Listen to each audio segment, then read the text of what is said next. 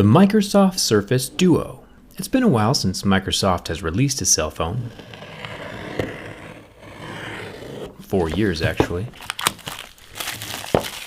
So it's nice to see them come back swinging with a dual screen folding tablet of a smartphone.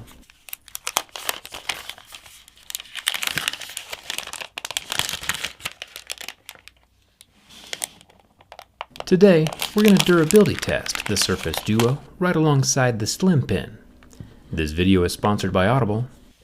Let's get started.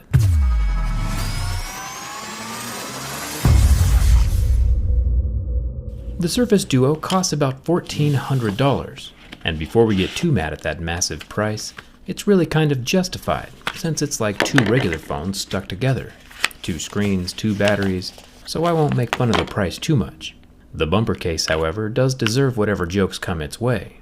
It's included in the box right alongside the 18-watt fast charger.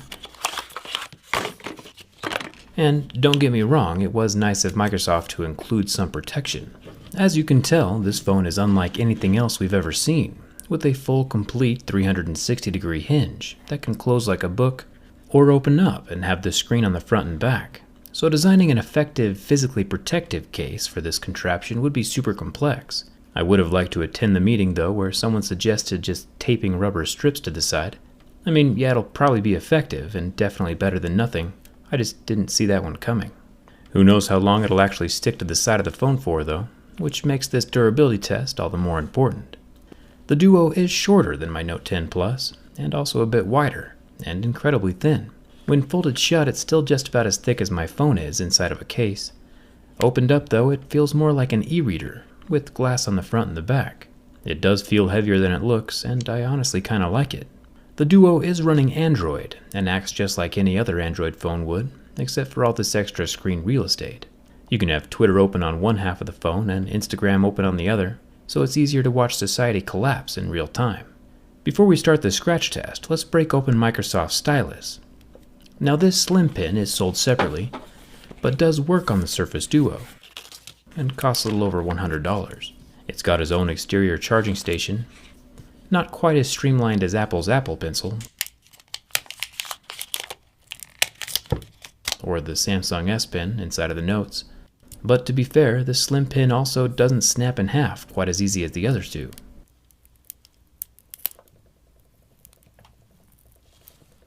This guy is a tank. I'll start slicing through both plastic sides of the pen and take a quick break to analyze the clicky bit up at the top. Then all the plastics can be removed to reveal a long internal metal housing with 2 magnets built into the sides.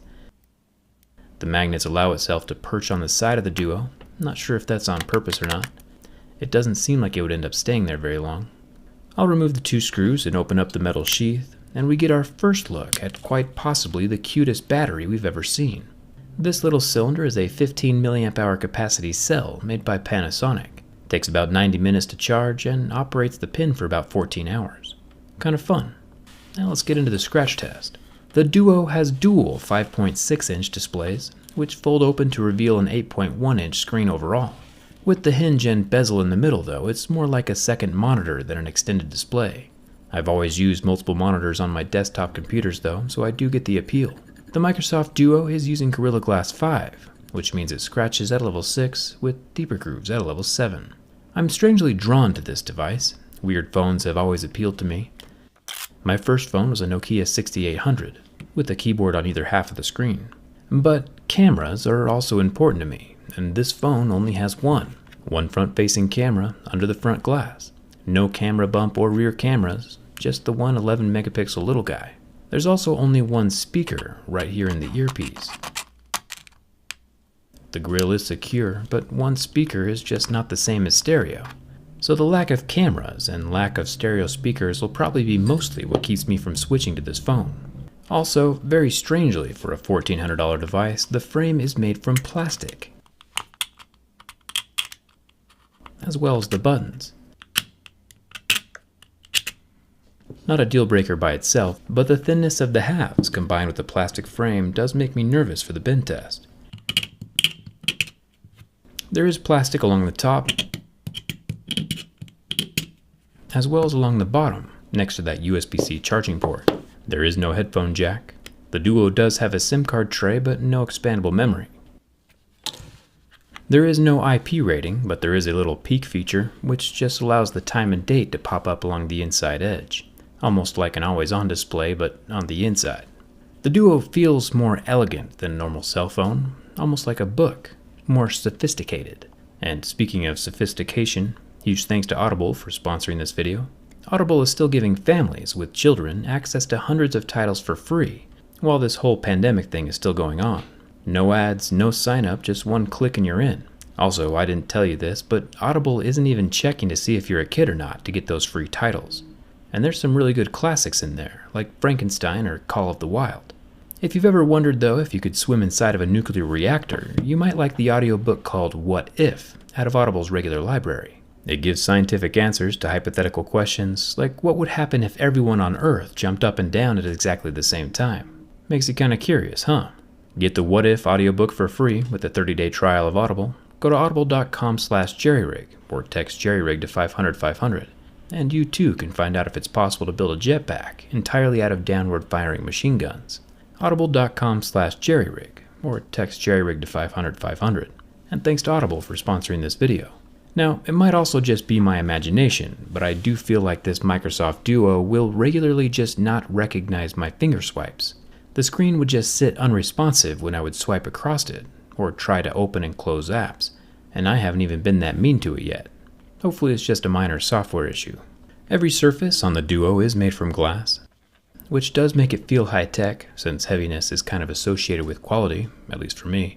The plastic frame of the phone doesn't draw too much attention to itself.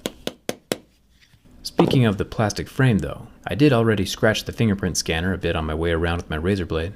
So as I try and set my fingerprint this time, it's having a real struggle getting a good read. But once my fingerprint is finally recognized, it does seem to unlock the phone every single time. The bumper case also has a cutout for the fingerprint sensor. Still a little bit funny that a piece of tape is the only thing holding the case to the phone. As for the burn test, Microsoft is using dual AMOLED displays on either half, and we can verify that by scientifically holding my lighter to the screen for about 12 seconds and watching the display turn white. We still don't quite know why it does this yet, but if we do it enough times, we might find out why. Therefore, science. Now for the bin test. Microsoft has already done half of my job for me. The phone bends incredibly smoothly all the way around. The hinge is super simple and pretty much all exposed.